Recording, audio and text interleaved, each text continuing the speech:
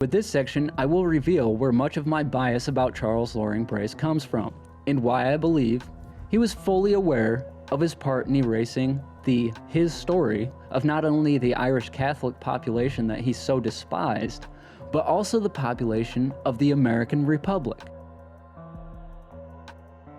Through my research of this time period, I have come to understand the concept of the American melting pot in a whole new way.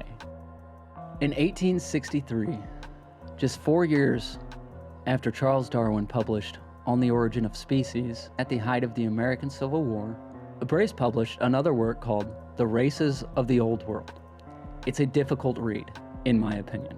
Author Randall Fuller, in his own pleasant and informative work, The Book That Changed America, describes Brace's work as, quote, a sprawling, ramshackle work he modeled on The Origin of Species. Like Darwin's work, the book is a compendium of miscellaneous facts gathered from a wide range of fields. Unlike Darwin's work, it is deeply marred by a series of internal contradictions, end quote. In other words, logic was nowhere to be found.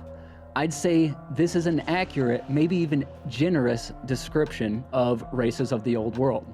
Fuller goes on in chapter 20 to describe the work more thoroughly, stating, it also exposed a troubling fact.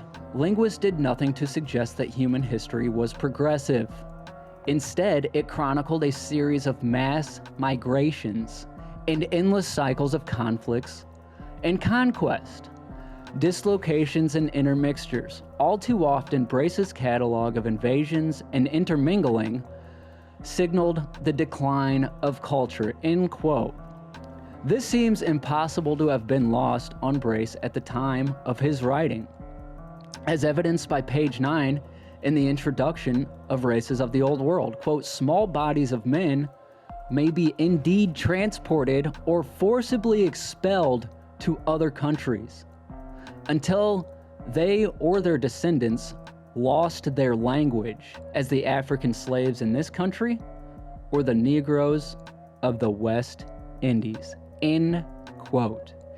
Given all the extra context we've been able to provide since this paragraph back in 1863, this becomes a very interesting quote.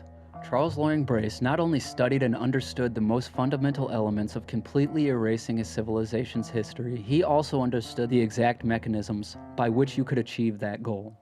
You must first erase their language.